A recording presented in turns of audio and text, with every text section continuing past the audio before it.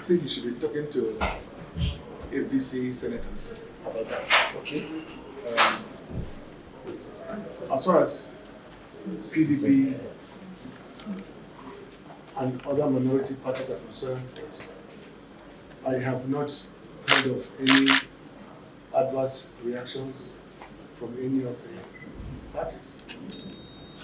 So my position, but I'm more inclined into believing that the parties that constitute the opposition are happy with the nominations and confirmations. Okay, let me put it in a proper perspective. Before now, what we know is that the political party, the secretary of the party, will write to the president of the Senate or House of Reps and announce the principal officers, either the minority or majority. But now we are hearing another new nomenclature, that consensus. So when did you arrive at that, sir?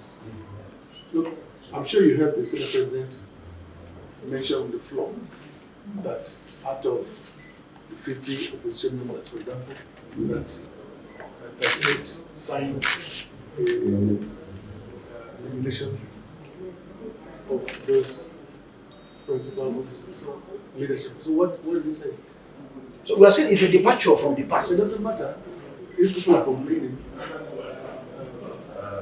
If the parties are complaining, they should complain, they should write. But as far as we know, as far as I know, PDP has not complained, there's no written to complain. So it is presumed that they will settle the situation. Okay, sir. Fatima. Coming from the Niger Delta side, your constituency, there have been a lot of challenges, like the Ogoni clean-up and the flooding. So what are you bringing to the National Assembly to make sure that that place is totally clean up and there is no issue of flooding and everybody in that place lives happy? What are you bringing to the Senate? I wish I were God. I will say a prayer. You just said to make up that there's no flooding. It's only God and maybe governments that can stop devastating floodings everywhere. That matter came up today on the floor of the Senate. It has been a recurring issues everywhere across Nigeria,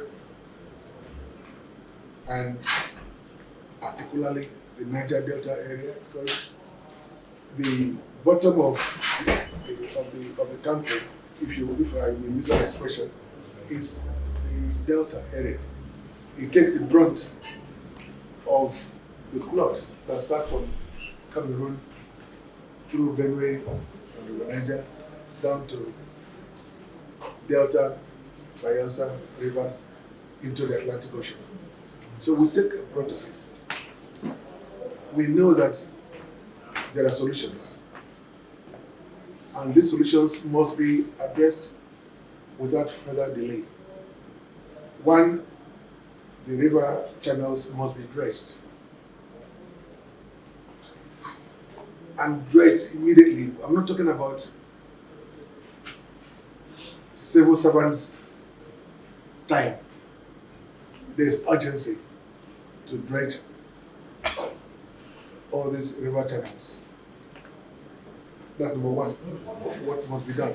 Secondly, what must be done is to build embankments along the waterfronts. Because if you dredge the Niger and Benue rivers, but you don't build embankments to forestall future floods, it's a problem. And thirdly, and that third solution is to build dams. These dams can contain whatever flood that we have. And but the dams can be used to irrigate farms. The dams can be used to generate power. The dams can also be used to provide homes with water. Okay. So there are solutions. It's just a question of how soon can this be done. Some of us don't have the patience that the civil servants have. if you ask me, I would say, look, let's avoid all this bureaucracy of budgeting and all that. Set up a small group, go and meet the president. The president will invite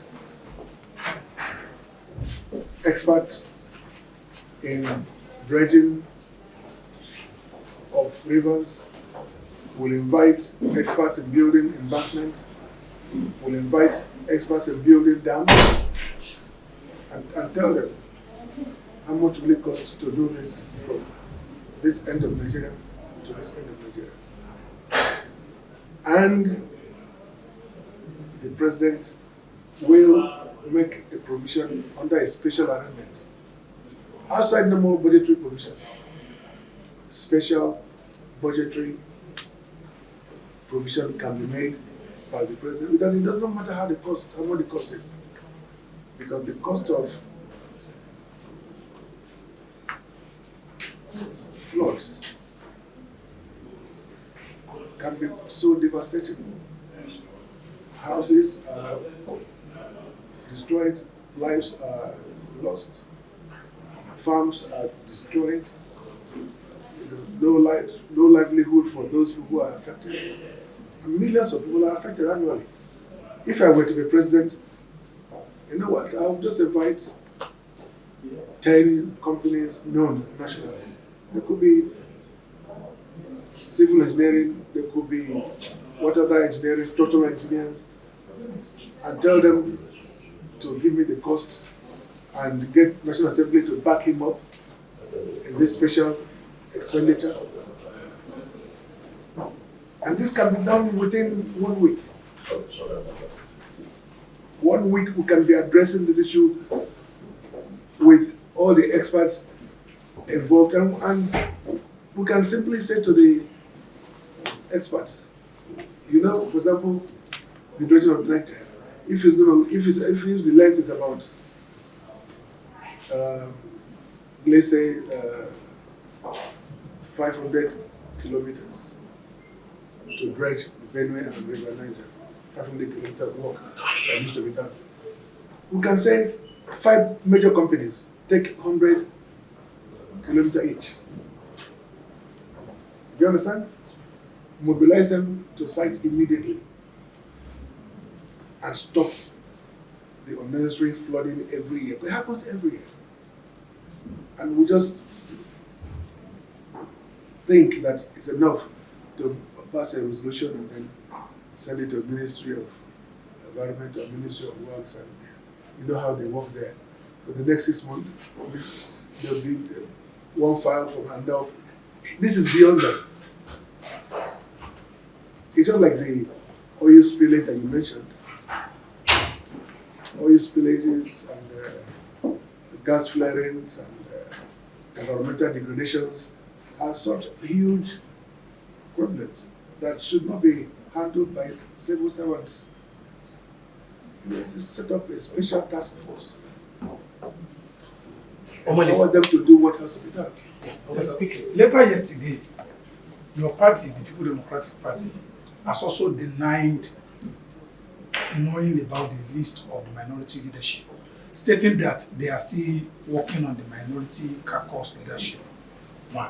2, sir, your colleague, one of the senators from Kebbi Central, down Medoki, said he is not at the know of any minority leadership list. Nobody has informed him earlier before the plenary yesterday. Were you informed about the minority leadership list before the plenary? We knew about it. We knew about it at least 2 weeks before. That some people were going about collecting signatures. And the law does not require any election. What it requires is some kind of endorsement. If they were able to get 36 senators out of 50, that's it.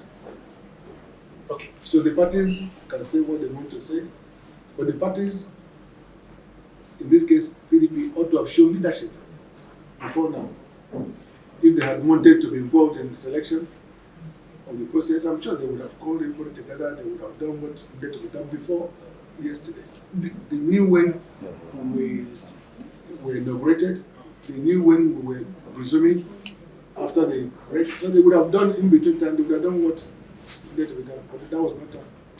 Clement. So don't cry over spilled milk. Sir, it is no longer news that Ninth Assembly is defined as a rubber stamp assembly. Yeah.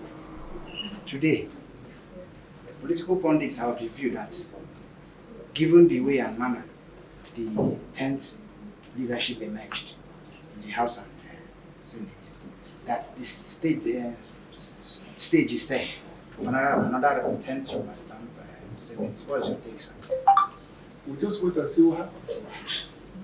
You know, there are